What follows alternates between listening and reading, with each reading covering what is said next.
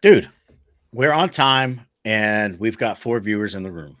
Wow. Dude, Gee, this season's gonna go to crap. That's how yeah. that's because we're on time. We've got 4 viewers already. It's gonna go to crap. We're setting the stage already. So this is what, year 6, Year right? 6. Year Year 6. 6. So you stole the thunder on the intro there. So I appreciate that a whole lot. Okay, so let's start again. Okay. All right, guys, welcome to the 6th season of South Texas Football Unlimited, the Coastal Bend's first original high school football, what started as a podcast, now turned into a podcast webcast. Yeah. Welcome to the 2023 season. Yeah, dude, it's kind of crazy how fast this has went, and it's funny you talk about, 6 years. When we started the show, I didn't think we'd get out of season 1, where we are at, and I remember some of the little milestones we had, like, hey, we get 500 followers on Twitter and just different things. And it's kind of funny looking back on it now, and it is hilarious. The people that have been here, right? We're never on time, and here we are, year 6, finally getting there. So being professional, finally, right? Finally, right? It's because we have businesses on board now, I guess, right? I'll be honest though, I didn't prepare like I normally do. I know. So a That month, stays the same, right? Nothing changes in that nothing aspect. changes, dude. I'm just going straight off the dome. So it is what it is. So it's been a pretty eventful kind of off-season, preseason, right? And so you guys, if you guys have been plugging in early, we started the season as far as the show goes early with our new Coffee with Coaches show, which was show up and throw up. That's exactly right, Justin. Yeah, We started with our new show, Coffee with Coaches, where we sat down, which originally was supposed to be a 15 to 20-minute show, yeah, and just morphed into like 45 minutes to an hour, which I didn't mind because these guys had very interesting takes, right? And it's interesting to see what makes these guys tick and where they come from and their philosophies and their thoughts on things. So that was actually pretty cool. I like that. We are still looking for a show sponsor for that, by the way. Any type of coffee, cafe, something, coffee shop, hit us up. Hit us up. We'll put your name on the banner.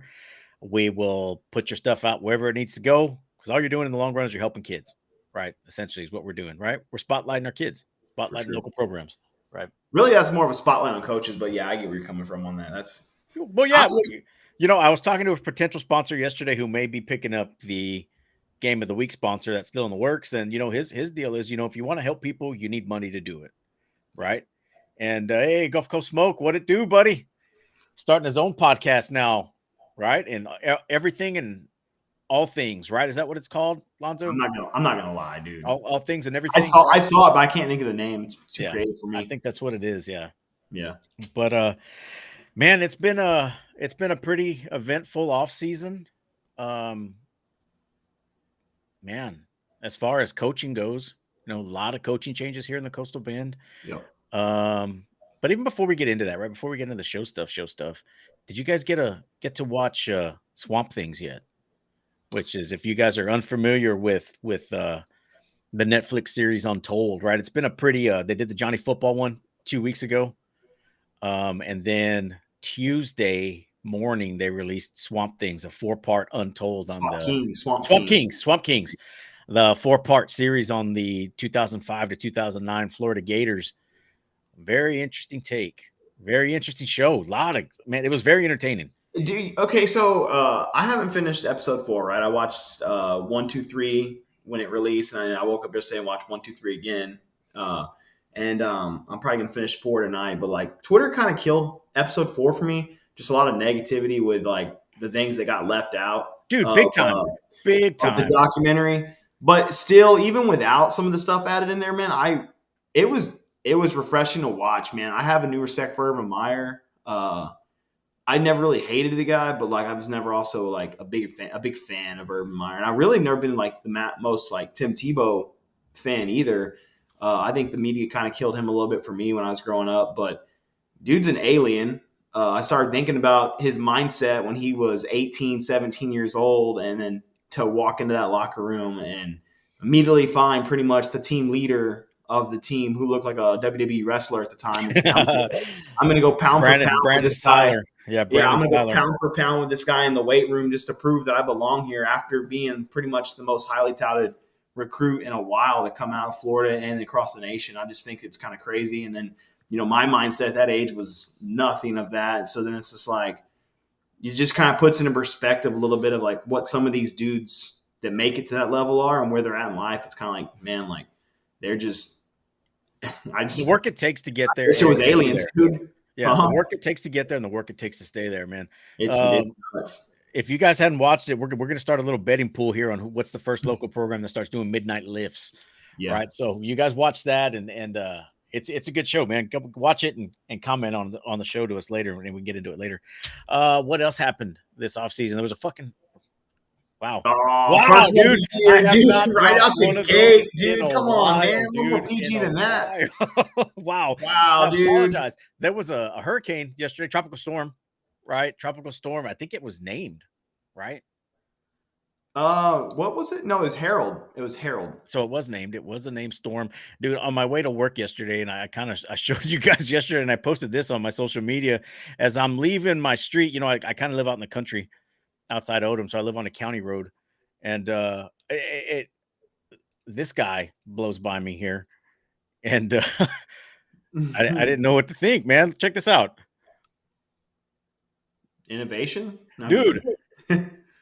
Longboard with a sail. I was shocked at first, right? Because that guy, he did not kick at all on that skateboard. It was all wind powered with that tarp or parachute, whatever he's holding. And by the time I picked up my phone, I was like, wow. You live about a mile down that road too. So where he'd been, if he came from the main drag as Odom all the way down to where you were at, that was a good mile run on that. Easily. Inboard sailboat. He was probably heading to Edroy, which is a good 5-mile hike down the road too, man. So going straight there on wind power. So the winds were a little higher than normal. Wow, I sound like somebody. I'm going to stop talking about the weather. Anyways. Okay, I don't think really nothing besides that. I do think it's kind of crazy, right? Welcome to South Texas, heading into shift work, driving in a tropical storm. I was thinking that on the way in. I'm like, wow, here we are, right? Kicking off the season with a bang. I think some notables this offseason that I've kind of seen was we had a big group for the first time since we've been doing this show get some big time D1 publicity. Big time. At the next level. A lot of kids down here, which is – in the 6 years we've done it, and even prior, it's been a while since we've had that kind of showing of D1 talent. And they're still playing. Most of them were juniors going into this year. So that's exciting. A lot of these teams have some really good talent, as always, but a couple key players around the area that I think we'll be able to check in with and beat them some really cool things. So, hey, what's up, B. Holland? There's a big San Antonio guy right there. Yeah, there's a big San Antonio guy right there. If you guys, we hadn't had Brandon on the show in a while, but if you guys want to get plugged into what's going on in San Antonio area football scene, Brandon Holland's your guy. Along the Wire, he's got a weekly show that he puts out there, and this guy goes really in depth. He's plugged in with UT recruiting, UTSA recruiting. He's kind of their insider there for the SA area. So follow him at B Holland on Twitter. I'm ready to get back on the show, Damone. What's going on? Yeah, big time, man. Oh man, just a lot. There's a lot to cover. So do we? I guess we just jump into it now. Yeah, let's go for it. Right. So there's a lot of interesting games on the docket this week, right? Rivalry games that haven't been played in a while that actually mean something, that haven't meant something in a while. Yep. Some newfound rivalries that are popping up that haven't even played a game yet. So we'll start with Thursday night, right? So Miller, Rockport, Fulton, that's becoming a little across the bridge rivalry there. Yeah, a little swashbuckler rivalry, right? The Pirates and the Bucks. So last season, taking a quick look, Miller took this one 35-14, and this is kind of I think Miller's got this one 2-1 the last 3 years, right? They lost the very first matchup, which was Body's senior year, I believe, to Rockport. Was it his senior year? I believe so. That's the game we called when the large angry man was yelling in the stands. I believe that was his senior year. It could have been the junior. I'm not sure. Anyways, they lost the first match to Rockport. The next 2 years, they wiped the slate and they won it. And it's kind of been Miller's favor ever since. Yep. I was at this game last year. It was a Thursday game as always. Jay, of course, rolled out the red carpet for us. Me and Ace had a good time. Got to see our other large angry man, Lavelle, shouting. So it's unfortunate this year. This game's kind of one of the games I seem to always kick the season off with on Thursdays. Actually, no, I'm sorry. This game was Friday last year, and GP was Thursday. So I was able to take in both of them. So now they moved this one to Thursday. So that'd have been kind of a tough pick for me. But this was a game that I've always kind of looked forward to because it gives me a quick idea of what Miller's got on the table, right? And also kind of let me see what Rockport was working with because Rockport's defense has played pretty sound the most part last couple of years. So you get an idea of what Miller's going to do. And then, of course, Miller's defense is always in question. So then you get a chance to see what they do against that pistol slot TJ rolled out. But Coach Bible comes in with a new system, that one that we haven't really got to see in person yet. So it'll be interesting. I believe Rockport's got a stream for it. So hopefully we can check in on that just to kind of see what the Pirates look like early on. But, I'm going to roll with the old faithful here in Jay. I think Miller, honestly, in my opinion, Miller's one of the best teams in this area. So I think they're going to be coming out strong. I think they got a lot to prove after that, like kind of early exit last year against PSJ and North. I think this is one of the years that we're going to say it again, dude. Miller's going to go on one of the little tears, and I think this could be kind of equivalent to what we saw them do in 2020 when they had that run with Andrew Body and company. So I think Miller's going to look pretty strong in this one. I think so too, man. Miller's got a lot coming back, so they've decided on going on the one quarterback model versus platooning with Jaden Brown and Trevor Long. Trevor Long's the one that's getting the nod this year. Jaden moving out to wide receiver. And they've got a very strong running back field, right? Broderick Taylor, the Taylor brothers, right? Broderick Taylor and Roderick Taylor. Roderick the wide receiver, Broderick the receiver. Corey Holmes, you're going to have those two in the backfield. And then probably, man, that junior high program that they've got over there always pops out a freshman running back. Right, Yep. always. So expect to see somebody else back there. The offensive line is going to be led by preseason All-State Devin Cage. Very strong team that Miller's got coming back. Yeah, a lot of So returners.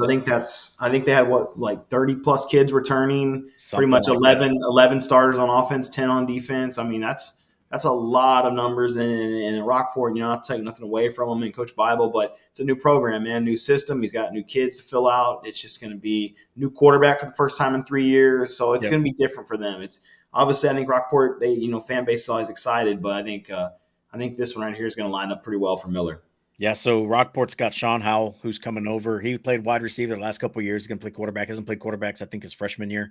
So it's going to be a quick learning curve, and I think they've got to replace some offensive linemen. So it's going to be it's going to be tested right out the gate. Are we predicting games this year? Are we doing that? I mean, we can. I'll take my lumps if I get them. I'm not keeping track of. I think we always say this every year that we're going to keep track, and we never do it. But I'll put a little X by what team I think win. We'll check in at each show and see how we did. Hey, just real quick though, our talking about Rockport, man, new turf, first time, new turf over in Rockport Fulton. It looks great. It looks sharp. Yeah, I saw that the interview that they did with the superintendent, the interim superintendent, and a couple of the players earlier in the week that my buddy Gil put up out there. He's the I guess the social media czar / PA person for Rockport Fulton. And yeah, it looks really nice. That was the first, keep in mind too, that was not done by Hellas. That was done by, I think, Tim Buchanan, the old Alito AD head coach. I think he's moved into a sales position with this company, which is kind of funny because Bible comes from Alito, right? And so it's a new company down here. The turf looked similar. So I'd like to go over there and check it out and just see what it. Let's pull out the shenanigans. I think that was passed before Bible got hired. Well, for sure, but like I'm still, it's just curious. I just thought it was a small world that Buck. I think Buck's in charge of that company, or he does something with it. So it was just neat. Yeah, no shenanigans there, Coach. We're just as making observations. The next game we got on the docket, and I think who was it? Mark Benya. Rove versus Kingsville, right? Yep. So this is the one we kind of mentioned that's got the a rivalry that's not really a rivalry yet, right? Both these guys worked on the same staff together with Justin Evans at Miller. You've got Ruben Garcia, who's coming over from Fowl by way of Miller, by way of Crosby. And then you've got Gage Perry, who's come over to Robstown from Victoria West by way of Miller, by way of a few other places up in the state, right? So these guys know each other, very familiar with each other, and they open up the season together on Thursday night. Mark's saying Rove is going to take this, right? So Kingsville, so last year was 52-12 Robstown. both coaches we had on our Coffee with Coaches show, looking for a sponsor, by the way. Robstown finished the season 3-7, 0-4 last year, just missing the playoffs in I think it was the last week of the season game against West Oso for that last playoff spot. Yeah. And Robstown just couldn't pull it out yet. They're led by quarterback Derek Silva, who had a very impressive year last year, his first year there from Mech High, I think, where he started there as a sophomore. And you've got preseason all-district MVP Casey Soto, linebacker, there for Robstown as well. So the biggest thing, just as it was with them last year, is depth. Yeah. Right? It's getting the numbers. And when we had Gage on the show, he said the exact same thing. It's a matter of getting guys out there, guys playing varsity that last year that maybe shouldn't have been playing varsity, maybe needed to get a little more experience playing at a younger level or lower level. But when you don't have the numbers, you got to do what you got to do, right? Yes. So at the same And you time, grow up fast.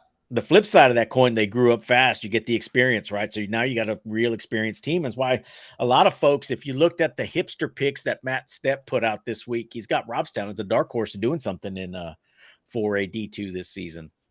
Wow. So yeah, I didn't see that. Yeah. So now you've got Kingsville, flip side of the coin, 1-9, 0-6, kind of tumultuous little tenure there. The last 4 to 5 years there with athletic directors coming and going out of there, right? Yeah, so they've been struggling, but when we had Ruben on, he said they've got some playmakers, and I think they're going to be led by that big kid they've got out and wide, Terrell Jackson. Yes. I think you saw that highlight and you said, yeah, you weren't lying. I saw that guy's plays, man. He's a very big kid. He's got great length, very fast. I saw a little bit of that scrimmage from Kingsville, and I tagged Ruben in it immediately and said, whoa, I put the eyes up emoji and whatnot, and say, hey, you weren't just joking with us, right? And I think Ruben shows, honestly, he had a rather decent kind of, I would say, fast turnover at foul, given the situation he was handed. Yeah. The things he did there was very quick. He brought in a really good, kind of swagger to the program, if you will. So I think Ruben coming over to Kingsville was a big hire for them. And if you really look at that team during the scrimmage, they have the size, they have speed, they have, appears like some good talent, lining up for him. So, you asked me this last year or this lot going into this offseason before Ruben got there, who I'm picking. I'm going to roll with Gage. I really like what Gage did at Robstown. I got to watch him against Taft last year. Wasn't the most favorable outcome for him, but there's a lot of things there. I saw that in the Robe Nation that, they brought a great fan base. They're backing this guy. The kids seem to be supporting him. I got shook down on the way to the concession stand by a fan, right, that watches the show, just want to talk about Robstown football, which is cool. I always appreciate that. But dude, I'm kind of wanting to lean Ruben here with Kingsville, just based on what I saw in the scrimmage. It just feels like I just want to do it, man, because they went 1-9 and it's feisty, and I want to see those two, Gage and Ruben, and showdown. They know each other well. They were both OCs at one point, kind of co-OCs together, or they missed each other by a year, but they've same philosophy. Yeah. And so I don't know. I think I'm gonna roll with Kingsville this week. It's kind of where I've been feeling ever since I saw the scrimmage highlight last week. I'm like, man, I kind of think Kingsville might be a little dark horse to shock some people this year. I don't think Kingsville's ready. As much as I want to pick them, as much as I like what I've seen from on that scrimmage, those scrimmage clips that I saw, I don't think they're there yet. They've got to learn to win, I think, right? So I'm gonna go with Robstown in this one. I don't think it's gonna be as lopsided as it was last year. Yeah, but I'm gonna go with Gage and the Pickers. Yes, we did. B. Holland. Yes, we did. What's this we stuff, man? You don't put anything on. All right, hey, calm down, t-shirt guy. Oh, come on, Gage. Oh yeah. All right. Again, I like it. It's interactive. This is good. This is awesome, right? We're kicking it off pretty good, man. Usually, this is why we don't do picks. I know. On the daytime shows, we average like 2 viewers, right? Because it's the middle of the day, everybody's at work. Hey, I'll just say this, Gage. I picked against Justin in our first year doing this against Flower Bluff. He still doesn't let me down to this day, but we became a lot closer after that. So see if friendships in our near future. Yeah. Okay. So the next game that we've got on the docket, obviously there's a big one we're missing, right? Everybody's like, well, what about this other game on Thursday? We're saving that for later. Yeah. Okay. Bishop and London. Right. So there's another Thursday night game. Bishop 6-6, 2-1. Bishop plays in that unique 4-team district. Print the playoff shirts now. Yeah. Right. Because they're all going. It's just a matter of seeding. Right. So they finished 6-6, 2-1, co-district champs, area finalists. Um, they did not play last season. Bishop opened up against John Paul. So they John did Paul. not play last year. I guess they took John Paul off the schedule this year and picked up London. I wonder what game London lost off the schedule to schedule this game. Either way, Either right? way. So finally they've got a full off season under a new head coach. If you remember, they got rid of God, what was his name? Andrew. No, the guy that came from Bishop Gorman. Oh. You threw me off of John Paul. Gosh. Man, I can't. Anyways, they got rid of him late, and they brought Rigo in, I think June or July. So they had no offseason to get ready. Right now, they've got a full offseason under his belt. Right, I saw them play against Lyford. They had some pretty good kids, pretty good size kids. Yes. For a Bishop team. But a pretty interesting fact there: they had not won a playoff game since 1999. Right, Louis Rodriguez. There you go. Louis. It's Coach Louis. Louis Rodriguez. There you go. Thank you, Gage. kid. Right now, this team is expected to ride the defense right now. We're going to be real young on offense, kind of rebuilding. So we'll see what comes out of Bishop. London, they lose a lot, Yeah. right? They lose quarterback Ace Navarrillo. They Big time lose performer. both wide receivers, Preston and Pearson Carizales, very long basketball kids that play football. They've got a veteran O-line that's going to come back. So that's going to help kind of break in this new quarterback, but they're in a very tough district. Right, that's that district that's up north. They play Vanderbilt, Edna, Goliad. It's rough. Yeah, that's a tough district. Mathis is in that district. Rances Pass. London finished 5-6, 3-3. They were an area finalist as well last year. I'm going to go with the pedigree in this one. I'm going to go with London. And that's fair. That's fair. Robbie Moreno's got a good grasp on what goes on out there, and he knows what he's from that Taft tree that Justin was talking about the other day, right? Yes. The thing with London, right, is I kind of draw myself to London every year. I always like what they've put out the last couple of years. I think that's one of the fastest growing areas. I think in due time we could see kind of maybe a smaller powerhouse be built over there, just with the growth, the movement, the money that's going on out in that area of They got London. new digs. They finally got a stadium, a real stadium, right? They got Yep. turf. They got track out there now. They got a new scoreboard. They got Yeah, concession bathrooms. they're growing rapidly, but I think don't forget though, Bishop's also kind of has a lot of growth going on too quietly. Do they? They've had a decent amount of people move in that area. It seems like I think there's some like I don't want is it Santa Maria, like a couple things like that. Like so, I don't know. I've seen Bishop a lot in baseball to know that they bring in athletes. I think I still ride with London. I still feel like that's the premier pick on this one. I do think Bishop will have a decent season though, but I'm going to roll with London as Yeah, well. Even though having to replace Ace is hard at quarterback, but with a veteran offensive line, that's massive, especially in high school football. So I'm going to roll with London in that Taft pedigree tree right there of coaches, and I'll take you up on that. All right, so we both get London. So let's before we move on to Friday, a couple things that we want to talk about. So some of the things that we picked up when we started last season, we actually started late last season, if you really think about it, was our Player of the Week awards. Now we had them, right? We started week 1, but we weren't giving out any hardware, right? Well, we've got hardware that we started, I think, week 4 last season, and then as the season went on, we kind of made up for the guys that went to week 1 and to hunt these guys down and stuff. But here's our new one, right? So there's our flashy new Player of the Week award that we've got, which is a fan voted award, right? We picked the top 4 stat getters from the previous week. We'll put them in a 4-person poll, and we let you guys vote on them. The polls will always be on Twitter. They'll be on Facebook. And there's our sponsor, Elite Tank Solutions. They came back this year. They loved what they were doing. We appreciate the support, Elite Tank Solutions, Cool. and supporting and recognizing our Coastal Bend athletes. So again, that's a fan picked award, and I like it. It's a good one. It's finally something that we've wanted to do for a while that we're able to finally do, that we can get some viewers and get some follows that way. So we appreciate you guys. It's cool, man. It's you don't realize how much like something like that how far that goes with a kid, right? I think some of the times that we've taken these to the teams, because not only like when we present it to the kid, right, who was voted on by the community, we always talk, right, least say a couple words to the team, which we're appreciative of the coaches allowing us to do, right? But they kind of so far the reaction's been great. The kids that are around the kid that won the award, they love it, dude. It feels like a team accomplishment that kid got where he was at, and all the kids we've given it to, they've all that's the first thing they say is they couldn't have done it without their teammates. So it's neat to see. It's awesome that we have a company that steps up and helps present that award to these kids, and I can't wait to give them out again.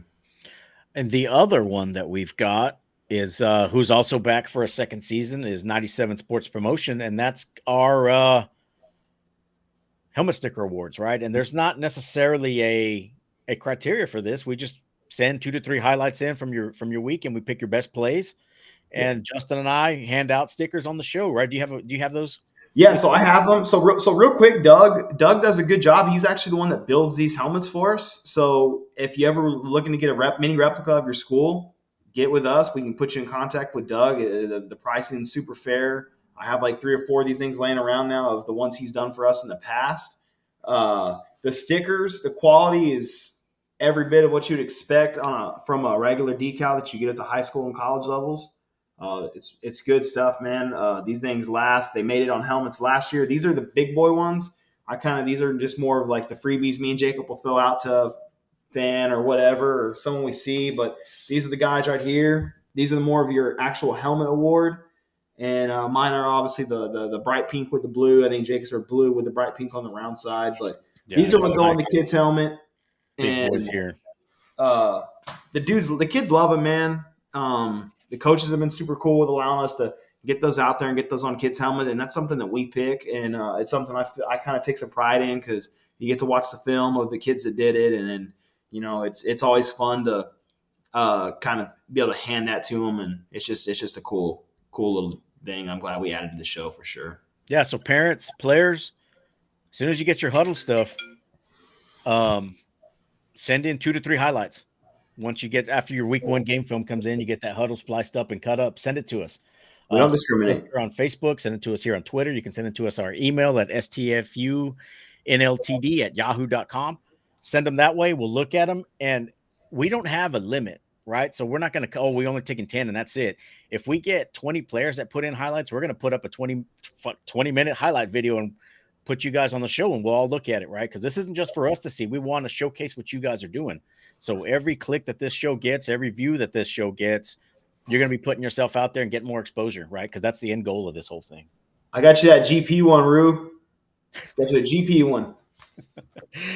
Oh, man. Okay, so let's jump into Friday, right? So, Again, another good slate of games, right? And that's going to lead off with Corpus Christi Vets versus New Braunfels Canyon. Yes. Last year, Canyon took that one 43-42. And if I remember right, that was a very heavy turnover game by veterans. And they hung into this one on the last possession, I think, right? 4 or 5 plus turnovers, right? It's something like that, right? And they still kept it that close. Canyon loses a couple of key players in quarterback Deuce Adams and wide receiver Eli Adams, both the sons of legendary University of Texas receiver Mike Adams. He's now the offensive coordinator at Austin Vandegrift, so he took his boys up there with him. So we know they're down 2 key players, right? Now, Vets, on the other hand, they lose a lot of key players as well, right? You lose quarterback QB1, Elijah Durrett. Yes. You lose a lot of guys on the defensive side of the ball. You lost a couple of running backs. But just like Vets, they always pop up somewhere, right? You got a 3-way battle for quarterback right now between Noah Indrist, who's a junior, DJ Garcia, who's a sophomore, and I just heard Michael White is kind of thrown in the mix there as well. He's the basketball coach's son out there. Let me make sure I got that name right. It is Billy White. I'm sorry, Billy White. So you've got a 3-headed monster out there. I don't see Vets platooning quarterbacks. I think by Friday night, we're going to see who it is. And right now, I was thinking it was going to be the DJ Garcia kid. He's the dual threat kind of kid. He can do it on the ground, can do it in the air, and just is more of a pocket presence. But I think that's the way it's leaning right now is to Endress. And he's also the upperclassman. And Vets hasn't been, well, from what we've seen in their young life as a high school program, don't really start the underclassmen. behind Yeah. center. So Well, okay, so a couple things for this for me is I think it should be noted, right? New Braunfels Canyon rolls in a new coach, Coach yep. Lennon, who we've kind of, through this and that on Twitter, had exchanges with him. He actually played college football with my buddy Chance Vernon at UTSA for a little bit. He He was a was Eric center. Sosa's. He He was was a Eric center when Sosa's Sosa center. was there. I think he runs a really good program, right? Coach Bush moved on. He's in the D1 coaching world at UTRGV, which is kind of cool for our local area kids because now you got a Coastal Bend guy that's running a D1 program, and I know for a fact that he's going to be in town this weekend, probably at the GP Cal game, looking at kids, and you're going to see him pop in and out trying to build that program down there. So that's huge for you parents out there that have kids that are trying to get to that next level. That's an upstart program. It's a great way to find yourself. To me, though, I've heard that New Braunfels Canyon brought in a quarterback from Lake Travis. I cannot confirm that. That was through just kind of a grapevine of coach talk that I've heard. You know, I don't know exactly. you mentioned that, and I was wondering this. So I saw an article that popped up the other day, and it was the UIL Executive Committee meeting on eligibility for Okay. 2 transfers going to New Braunfels Canyon. Okay. There you So go. you could be right, and it was in the notes whether the move was for athletic purposes or any other purposes. So I know a guy in the room right now who probably knows a little something on that. Would probably be Brandon. You can type that up if you know any of that. But so I'm rolling with that in my thought process. But I'm also going to take this a little key takeaway. This dude, Vets brings back Christian Sapsuk, Air Force commit, yep, heck of a receiver. I believe he also plays some corner safety for him. yep. Right. They also bring back our boy Johnson. Luke He's back. Johnson has been Luke starting Johnson. for Vets in the defensive backfield since he was in 7th grade. It Yes. seems like.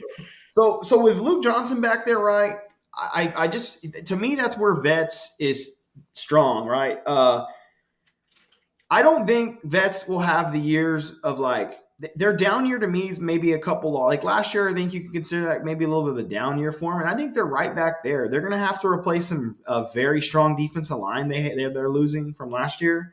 But I think the way that Bittner runs that program and Coach Wilson on the defensive end, I just think they're strong enough that they're going to hang in there with these teams. And I'm going to take Vets in a little bit of a rematch on this one. I'm going to side with you on that one. I mean, they were very close last year. But like I said, a lot of key components lost from that Canyon team. Yeah, I'm going to take Vets for sure. If depending who you ask, that Vents offensive line is gonna be nasty this year. Really? Yeah, that's what I'm hearing through the grapevine is keep an eye on that offensive line for veterans. Damone, does New Braunfels Canyon have a transfer quarterback from Lake Travis? And if so, what's the pedigree? That was the question we brought up. I think it is noted though. New Braunfels Canyon is one of those teams, dude. They've got a solid background. They have tradition. Like Cal Allen has seen them in the playoffs back in like the early mid 2000s on their way to state. They've seemed to have kind of lived underneath the New Braunfels unicorn shadow. But Coach Bush kind of started having them kind of turn that winning program around a little bit last year. And I think a lot of that staff stayed over, which actually a majority of that staff came from Kerrville, who had a lot of success prior. So they are a team. I think it's going to be similar to last year's game. I think if Vets can hold back on the turnovers, then I'm going to roll with the Vets on that one. So yep, I'm with you on that one. So let's jump into the next one. TM versus Moody. Yep. So TM year 3 of Chris O'Neill, right? Yes. Who we also had on our Coffee with Coaches show. Still looking for a sponsor. Most interesting man, the Coastal Bend. He's up there in the running with Mike Troutman on that, dude. Oh no, dude! If you guys have not seen our show with Coach O'Neill from TM, you need to watch it. You need to watch it. The dude is very solid, very down to earth. Man, that I could have sat and talked to that guy for 3 hours. Oh, we're still going to. We're gonna have, at some point, even after the season's over, we're gonna talk to him for sure. Chris O'Neill is a cool guy. I was blown away a little bit. Okay, so look at that. He thought it was Westlake. Did you see that? But he's going to double check. Okay, so that could be it. TM 6-5, 3-3 by district finalists. They're going to be very defensive strong this year, right? They've gotten a new defensive coordinator who came over from Vets, right? James Variel, one of our favorites, right? They're returning 9 starters on defense, right? So They're gonna have to break in a new quarterback. Braden Brazil is going to be the new guy that's sticking in for the Moody kid. I think that's what his Yes. last name was last year. Never Yes. played football before until last year. Like hadn't played quarterback And right and and until you, last and you year. saw what Coach O'Neill and them did with him. Yeah. You would not have known he had not played football, let alone played quarterback. Excellent athlete back there. Played really well for him. So are going to be led by Joseph Tamez and Damian Figueroa in the backfield. So those are two good guys to lean on. Joseph was one of our players of the week last year. So we know how to pick him, right? I guess, right? Yeah. So there's another one. So I think in this one last year it was pretty lopsided. Moody was 0-10, 0-7 last year. They're going to be very young again as well. They're going to be hopefully led by the defensive end, tight end. Jimmy Rodriguez is the guy who's kind of standing out as the early leader right now on that team.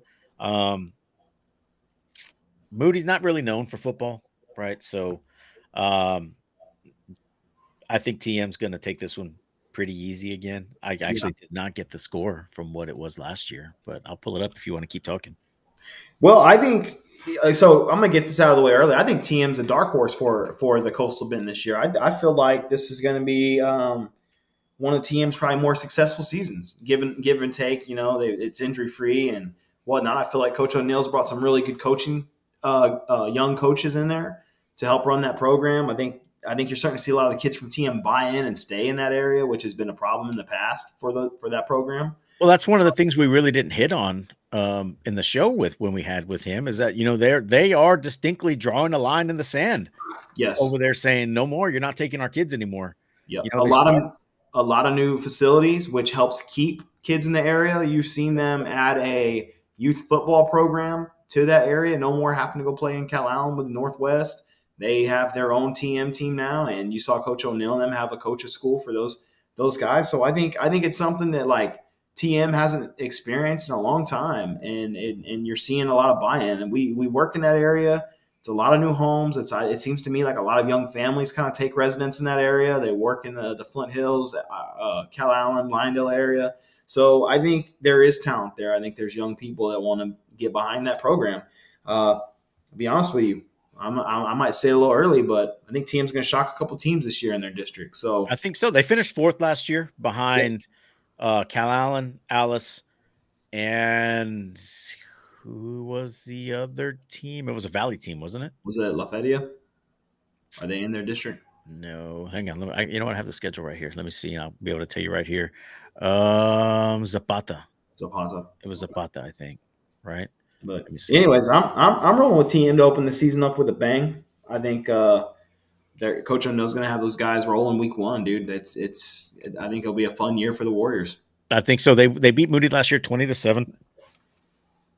Then lost to Raid 3-0 and then kind of went on a little winning streak there 23-7 against King, 59-14 West Osa, 54-20 Kingsville King, 28-23 LaFeria, and then hit their first loss again against Alice and then Calallen.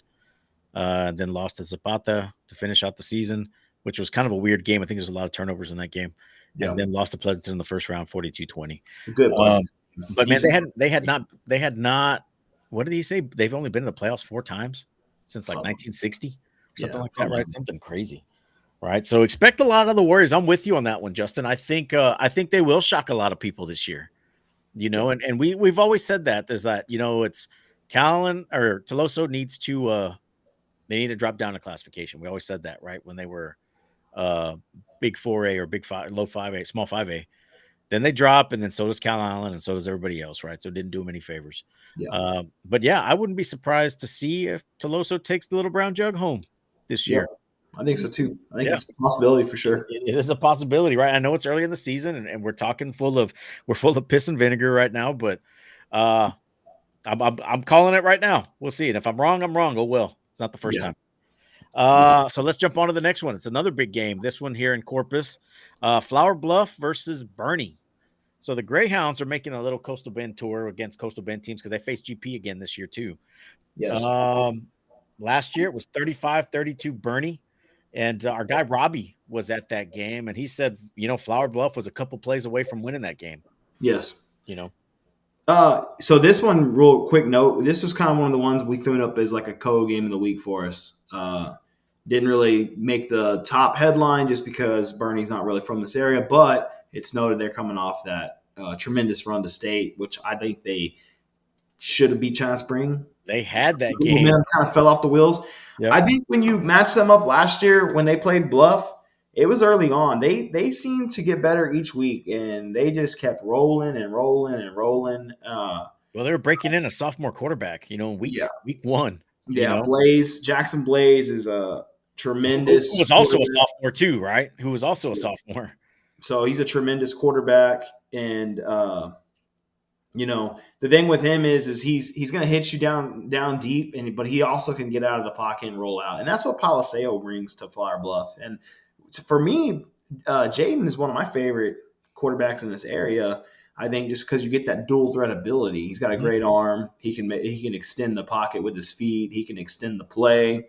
I know Flower Bluff has lost a couple athletes here and there, but it seems like every year they just keep reloading. Yeah. To me, I always say they're the measuring stick right now in the Coastal Bend. And you go in there and you play Flower Bluff tough, or you beat them, So. you got a pretty darn good team. Even if you get beat by a couple scores, if you hang in there and you make them work, like you're still probably a pretty darn good team. They bring a consistent program each year. To me, I like the GP Flower Bluff rivalry we got going right now in that district. So I think this will be fun and interesting to see where Flower Bluff and Bernie both are at. I think Bernie lost some key players off that state-run team. They lost a lot, man. They've only got 5 and 4 starters coming back. Their offensive line, I think, was a big part of that. They had a lot of veteran offensive linemen that returned last year. I'm not sure if they're going to have that back again.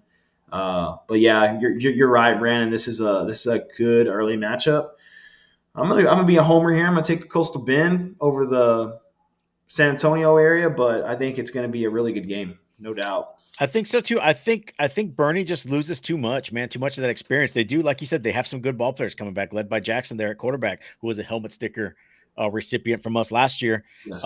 Brooks Bettis comes back at wide receiver, linebacker, wide receiver. Houston Hendricks come back, who's also the leading tackler at 172 tackles last year. He's also a USAFA commit, so he may be down there with Sab during the leadership course over the summer.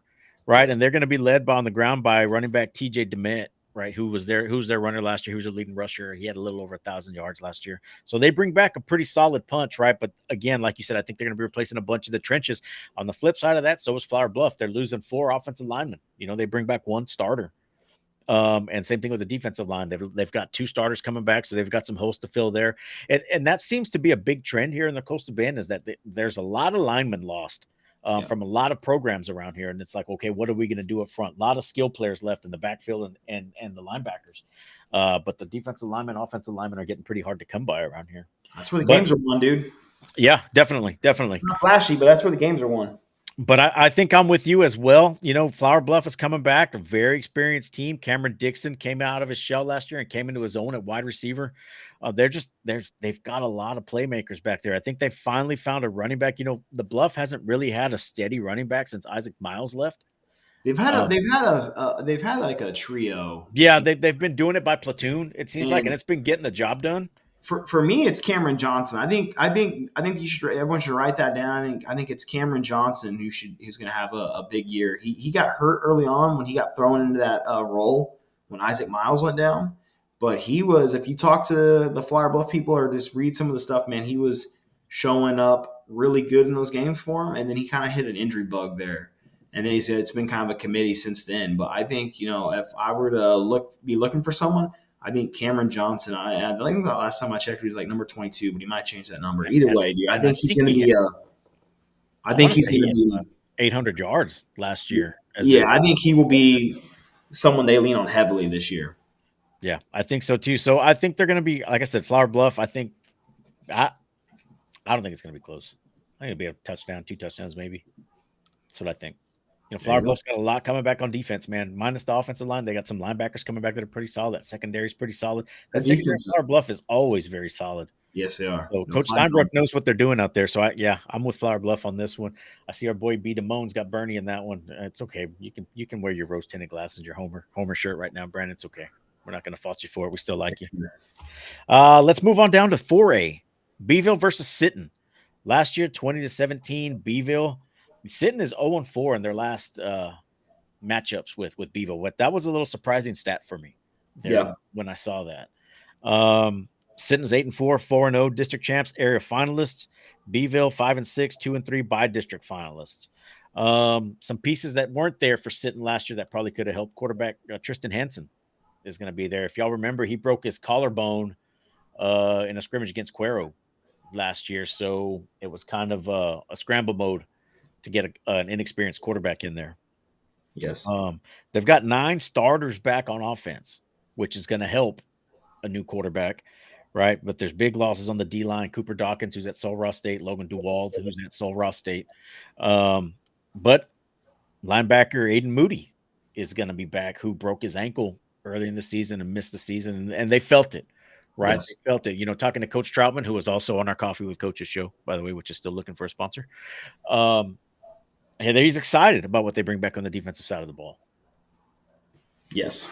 I think Sinton's pedigree, dude, and I think what Coach Troutman brings to the table is gonna to be the deciding factor in this game. I think they got a lot of key pieces. I think Hanson's going to be a guy that the Coastal Bend's going to have to put on notice if he can stay injury free, assuming, right? Hopefully. So I lean Sinton here, dude. I think they're going to get away from that 0-4 against Beeville. Beeville always they always bring a strong team, right? We know that in the Coastal Bend. They're one of those teams that even on they're not greatest years, they usually will play pretty tough. But I think Sinton to me is the favorite here. I think they're going to be one of the favorites in the district moving forward this year, and looking forward to see how they match up with Beeville again. It was a little shocking to see that 0-4 against Beeville the last couple of years. I guess I just never took note of that, but I think Hanson and Troutman and them will kind of push forward. You know, let me silence that real quick. Sorry, guys. Interesting little stat coming out of Beeville. Coach Souza, 190 career wins, 10 wins away from 200. Think they go undefeated? And I obviously not. You don't think they're going to go undefeated and get those 10 wins in the regular season to get them to 200. But that's I get through the playoff though. Yeah, I have a coworker from Orange Grove. Orange Grove, real quick. Nothing in depth that you can answer. Oh, gee. They're both going to be tough. You know, Orange Grove brings back some good runners. Diego Garza is the one that comes to mind. So does Hebronville and Eden Perez. Hebronville is a very strong run team. They're always known to run the ball. They're a wing T team, slot T team. It could be a slobber knocker, man. One of those that's going to be 3 yards in a cloud of dust. I'm going to go with Hebronville in that one. That's what I'm going to say. And Justin Scott. I got OG, dude. Beeville, going back to Beeville. Sorry, Brandon. Sorry, guys.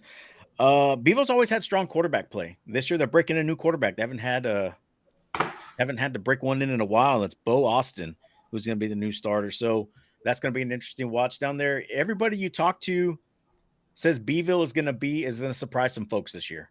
They've got a very strong core coming back. We'll just have to see. They're in that weird district, right, that doesn't play any schools from down here. Them and Rockport play north.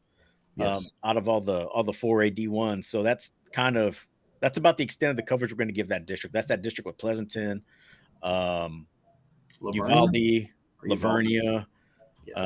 Yes. That's that weird district. So we'll keep tabs on those two teams. We'll touch on those other teams in the districts when our local teams play them. But we'll see what Beeville brings, right? But I'm going to go with you on this one. I think Sinton finally breaks the curse. Yeah. They're going to get a win. That's what I think. Our next 4A matchup, Ingleside versus Mathis. Last year, 46-7, Ingleside. Everybody knows what Ingleside brings to the table, right? Little interesting take here on Mathis. New head coach, right? Coach Stevens departs early summer, or right as the school year leaves, to take a job in sales, right? I think he's with BSN. Yes. Now, Mathis finished 3-7, 1-5 last year. Mathis was a wide open spread kind of team. Now they're going to a wing T type offense under Coach Roger Masters, who was the defensive coordinator and had the interim tag until last week when Matt Stepp's article came out. It seemed like the next day they named him the full-time head coach. Yes. Now, depending who you talk to, I'm not even going to get into that. Never mind. If you guys want to talk about that stuff, hit us up in the DMs. So their big thing, what's going to help out is they got Ethan Yubata coming back, right? He finished with 1,282 rushing yards last year. That's a good start if you're going to go to a run-based offense. Yes. Right. They've also got a returning quarterback, EJ Montemayor, who started as a freshman. He's coming back as a sophomore, got a year under his belt. I think Mathis improves this year, but I think they still lose to Ingleside this season. Yeah, I think with Coach Chrisman coming in, and then you have Jacobson at quarterback again. You have Jaden Smith, who's committed to North Texas. I believe his little brother's starting to make some waves on the varsity level. Ingleside's coming off a really great run last year, and I don't think it really slows down. I think Coach Crispin brings in the type of offense and the philosophy that team was built off so well last year. And he probably adds a couple wrinkles to his own. He comes from some bigger programs, so coaches with that kind of experience usually bring in couple of different wrinkles here and there that help out these lower classification teams. He played D1, or he was a D1 quarterback at one point. Coach McHugh over there is a excellent receiver coach for them. A lot of young coaches in their system. I believe they also brought in for DC. I can't think of his name. Coach Hawk comes in via Coastal Midway, by way of Corpus Christi. We've always said Coach Hawk's we think he's a really good coach. He's kind of overlooked just because he's not a head coach in this area, but he's someone who I think is solid. So I'm going Ingleside here. I think they're going to be too strong for Mathis coming out the gates, and I think Ingleside's one of the teams that you should pencil in as a team to watch this area as well. They're going to make a lot of waves. I think they could potentially dethrone Sitton this year. This could be the year, right? So just like you said, so Coach Crispin comes in, they're going away from the gun tee and going to a full-time spread offense, and just like you said, with the weapons they have, that it's going to create some mismatches throughout the district, man, and on their schedule. I see big things coming from Ingleside this year, just like you said. Next game, San Diego versus George West. San Diego, 8-3, 4-1, co-district champs, by district finalists. Biggest thing they've got to replace there is quarterback. Our guy RJ Valerio is gone. Yeah, right? It seems like he'd been a fixture there for a few years. For a while. Now there's a quarterback battle between Jaden Lozano and Ryan Casas, right? But they've got 8-8 coming back. So that helps. Solid numbers. Very solid numbers. So expect big things from the Vaqueros. George West, 4-6, 3-3, by district finalists. They were kind of all over the place last year, kind of like Odom. Yes. They'd win some games they weren't supposed to win, and they'd lose the ones they were supposed to, right? This is going to be head coach Brent Brennett's second season. If you guys remember, he was at Ganado a couple years before that and turned that program around. They're expecting kind of the same things from him there in George West. George West has always had good athletes. They've always had very strong football teams. One of our guys' favorite coaches, Frankie Mendez, GP alum, 2000, right? 2001, played for Coach Tim Holt. 2000, yeah. He was a longtime George West head coach there and always had very strong programs coming out of George West. And they just always have good, strong kids out there. Yeah. So expect some things out of the Longhorns as well this season in 3A D2. Last year it was 27-24 San Diego. I see something about the same. I'll give the nod to San Diego this year. I know they're going to I'm going to give the nod to San Diego as well. I think they've got a good program. It's been consistent the last couple of years. They'll drop a game where you're like, what happened there? And then they'll win a game. You're like, man, they're looking pretty stout again. So they've got a consistent program, 8-8 coming back on both sides of the ball. It's just, that's hard to top when it comes to getting that kind of experience on the field. So I'm gonna roll with San Diego here as well. And then our last game before we get into our games plural of the week, Karn City at Odom. Last year's 41-13 Karn City. Odom surprising 1-9 finish, 1-5 district win against Monte Alto last year was their only victory, but they lost 8 games by 7 points or less, 1 possession. Right. So just couldn't finish the games out last season. We had Coach Huerta on our Coffee with Coaches show as well. And he kind of talked about their struggles last year and what they went through. There's a lot of skill players coming back.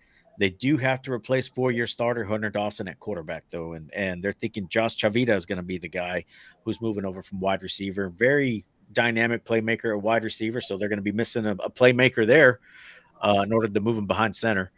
But, man, Odom. I know you guys know I'm an Odom homer. I live here. I'm on the board here. But I hope they can turn it around this year, man. They were just so close last year. Just it was one thing after another. It was like they were expecting that snake bite to come, and it came, right? Maybe that year of taking those lumps leaves a bad taste in your mouth, and they can turn things around. I'm going to be an Odom homer here, and I'm going to pick Odom just because I'm the homer. I think noted that Odom had like 5 games last year, lost by a total of like 7 points combined, somewhere in that vicinity. No, I don't know. It was always a touchdown. It was always about a touchdown loss. They'd lose on the last possession. Okay, well, either way, they were super close, and I think that was the shocking part for Odom. So it'd be interesting to see how they rebound. I'm not exact. I'll be honest with you. I haven't done a whole lot of digging into Karn City to see what they bring back this year. Coming off the way they beat Odom last year, I thought Odom was going to be stronger last year, having to replace the quarterback. I think I'm just going to go with the general pick on this one and take Karn City. I'm sorry, but I could be wrong. And Odom's a little more close to us. I hope I am wrong, but I'm going to roll with KC on that one. You're dead to me too. Okay. So let's jump into our games of the week, and we'll start with 2A D1 Refugio versus Hitchcock at the Sport at Jack Sportsman Stadium. I do, Brandon. I do. Sorry. So this is a rematch of last year. I think Refugio squeaked this one out last year. Go ahead and talk to him. Refugio lost to Hitchcock last year, and everyone started panicking. Last year? They lost to Hitchcock last year and started panicking, and Hitchcock went on like a 10-0 run or 10-1 run for a while there. Look it up. Okay, I'm pulling it up. I think they lost kind of handily, like 35-7, I thought, to Hitchcock. See if I'm right. Let me see.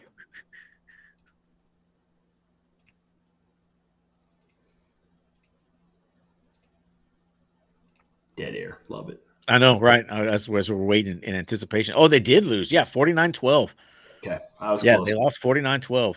So this season, thank you, Ryan Linney and Billy Sweeney for this. So last year, 11-2 regional semifinals for Hitchcock, 27 lettermen returning, 10 starters on offense, 9 on defense. Very deep team this year. Yes. Head coach Craig Smith, he's been with Hitchcock for 28 years. He took over the head coaching duties in 2012. They're notable players. Wide receiver Bryce Dorsey, 993 yards receiving, 10 touchdowns, 10 touchdowns rushing. Okay, he's a wide receiver. 993 yards rushing, 10 touchdowns, 600 yards receiving, 7 touchdowns. Wide receiver Damian McDaniel, 1,000 yards, 15 touchdowns receiving, 29 tackles, 8 interceptions. And quarterback Lloyd Jones III, 2,800 yards passing, 36 touchdowns, 445 yards rushing, and 8 touchdowns. They're predicted to finish second in their district behind, who do you want to guess? My Cards. Behind the Cards, right? The Columbus Cards, coached by the legendary Matt Schobel. Yep. Right. So Refugio, what they bring back, right? A lot. We mentioned him once already. Ernest Campbell, A&M commit, right? Wide receiver, 700 yards receiving, 12 touchdowns. Kai Whitmore, 533 yards, 5 touchdowns receiving, 134 tackles. Kalen Brown, 2,600 yards passing, 31 touchdowns. Jaden Lewis, defensive back, 110 tackles. Caleb Brown, 150 tackles. Free safety Isaiah Avery, 155 tackles, 5 interceptions. And running back Jordan King, who's going to make some noise this season, he had 1,200 yards rushing, 21 touchdowns as a sophomore. I heard some people predicting him to be a 2,000-yard rusher this year. Really? Yeah, that's what some people think. They think that's the pedigree he brings to the table. Whether or not they'll do that with the offensive packages they roll out, I don't know. The thing I know, though, is Refugio is always unpredictable. And when Coach Herring loses and doesn't get the ultimate goal of a state title, you see him go into this like mode where he it's almost like he blacks everything out. He blacks out himself. I don't think he leaves the field house, and he changes a lot of things up here and there or tweaks stuff. Noted, they're moving on from OC Coach Cox. He's over now in Alice, right? Yep. He's taken up the OC job with Coach Castellano. So that's going to be a little bit of a role to fill, but I think Coach Herring usually is the guy that kind of has the final say on that anyways. So I think Refugio is poised for another deep run, as always. I look forward. I hope that we get to see them match up against Temps again later on down the road. I think that's something we're going to talk about moving forward. But I think this is taking a moment. This is a 3A D1 Hitchcock team. Yep. They're going to have the numbers, the depth over Refugio. So I lean towards Hitchcock in this one, just based off of they're going to have a little probably more depth to play with. They're coming off a really good season last year. They handily beat a really good Refugio team last year. I think it's probably the more premier pick on this one. It is going to be in the Sportsman, so that is going to take a little effect. Refugio doesn't have to travel all the way up to Houston like they did last year, but I think Hitchcock's going to have just a little bit more, too much in the gas for him. But this is something you see Refugio the last 5-6 years. He schedules tough when he can because they never really are able to schedule down. unless you're in their district and you really get an unfair advantage. Teams are scared to play them. It's a bad look. You're a 3A D1, D2, and you lose to a 2A school. It's a bad look for you. It's a tough draw, right? But I do think this Hitchcock team is going to be able to have a little more gas than Refugio does. So I'm gonna take the Bulldogs. The Bulldogs. Yep. I'm gonna take the Bulldogs in this one, and most people on the show know I'm usually a Refugio homer, so that's just kind of where I'm laying this week. Yeah, I think so too. I think Hitchcock's going to take this one. But Refugio fans, the sky's not falling. It's a quality opponent, a very good opponent. Okay, there's nothing. That's not a bad loss. They come out and beat them, and the state better be on check. Yeah. Oh, definitely. If Refugio comes out and rolls them, dude. Yeah. I mean, they're already predicted to win state this year, right? Based on what they did last year, and it was a young Refugio team last year. They're a year stronger, year more experience. A lot of skill position returning. Yep, a lot. Pretty much everyone. Yep. So, would you be surprised if they did pull the win off? No, because it's Refugio. You know what I mean? Like they'll shock you. They'll beat a quality opponent. They will. Yeah. They always do. I think Timpson, when we went and watched them play Timpson, I think honestly they didn't have the best athletes on the field at the time. Timpson should have won that game. But Timpson should have won that game. Coach Aaron coached them. And they had a good game plan and they ran with it and they did what Refugio does. They find a way to win? And I wouldn't be shocked if they beat Hitchcock, but I think right now early on you're going to see Coach Aaron put his team. He's putting these guys to the test, dude. He wants them to get hit in the mouth early by a quality opponent, and they're probably going to roll out some new stuff. They're going to try new things here and there, and if they beat them, they beat them. If they don't, hey, then they got like another 15 game march to go 15-1. That's the way I see it with Coach Aaron. Yeah. So. And then it takes us to our last game, our other game of the week. Your Gregory Portland Fighting Wildcats versus the Cal Allen. Are they the Fighting Wildcats? No, they're the other guys. Last season, 22-12 Cal Allen. This game saw the gruesome injury to quarterback Brandon Redden. Yep. And Reed Dooms got thrown in there. Yeah. Was not ready for it. Wasn't expecting it. No. Right. But Reed turned around and had a pretty good season, didn't he? Yes, he did. Had a very good season last year. Last year was a tough game, man. I went out there week one, revved up. Me and I had my partner in crime, Ace. We were watching the game. I think it was the second series maybe for Portland. We're kind of coming out slow out the gate, and then the injury happens to Brandon. And I think Brandon was a big part of that team last year. He was a senior leader, came off a huge junior season. I don't think people realize when you see an injury like that, especially one of your buddies, it kind of takes the wind out of you. It takes the wind probably even out of the other team a little bit too. But you see your leader go down, game one. I think immediately most people in their head panic. There goes the season, right? Boom, there goes your season. They throw in Reed Dooms, a sophomore who I think had just maybe played JV, so they couldn't even use him. The night before, he played junior varsity, so they weren't able to use him. So they had to go with Colton Harrison, who took away your best, basically one of your biggest threats at receiver at the time, who kind of came into his own. He's another one. He's committed, I think, right now to Air Force. Or no, I'm sorry, he's gotten offers from Air Force, Colorado State, a couple teams like that. But he was a huge part of that offense moving down the field, moving forward. So you bring this kid in who he's not really a quarterback. He's just an athlete. And it took him a while. They actually were down like 22-0 for a little bit there. Our defense played pretty good against them, and it was just too much. Colton started just almost basically running power read the entire second half and kind of brought it within, something respectable, right, of that game. But it's a different look, man. It put Portland having to lean on Reed, a sophomore quarterback who I think came into his own. He was over 2,000 yards passing, and there was a lot of times where he didn't even play in the fourth quarter at some points, I believe, or if they did, it was very vanilla. We ran a lot with him, some of the games in district. So I think he's going to have a big year. Cal Allen loses a lot, I think, based off that team they had last year. You have Luke Medina coming back. He's a great asset for him. But, yeah, dude, last year's game was tough, man. It was tough to watch. You know me, I'm a GP homer, dude, and I have a lot of respect for Cal Allen and their coaches. I have a couple buddies on that staff, but it was something last year. I think this year's gonna be a good year for this game, though. Thursday night, I'm looking forward to it for sure. Yep, and it will be broadcast. So I don't know if we mentioned it. We're working nights, so hence why we're having a day show. We work off Saturday morning, so we're missing the Thursday night games. We're missing the Friday night games. Depending what happens, we could catch a Saturday game. Carroll and EdCap I think they're playing at Cabinets, right? Buck, I Or the believe. Planet Buck. So we could catch one by the end of the weekend. Still up in the air though. But yeah, just like you said, Cal Allen was 13-1, 6-0, district champs, region finalists last year, losing to that Bernie team that made that run to state. Who GP Uh, lost to in the regular season. yep. Luke Medina headlines the offense. Question marks at quarterback, right? There's a 3 quarterback rotation going on, and depending who you talk to or where you listen to, there could be a transfer coming in from Robstown to play Yep. quarterback. Is what the talk was. Whether that's true or not, I do not know. Just saying what we hear, right? Transformers flying in everywhere with them every year. Big time, right? Always, And then dude. on the Always defensive started. side of the ball, led by newcomer of the year last year, Jude Hernandez at linebacker, who had an outstanding sophomore season. Expect more from him this year, but again, they're missing a lot on the front ends on both the defensive line, the offensive line. I think Brody comes back this year, the younger brother of Ty. What was his last name? Buchanan. Yeah, Brody is there. Wow. Who's a big boy.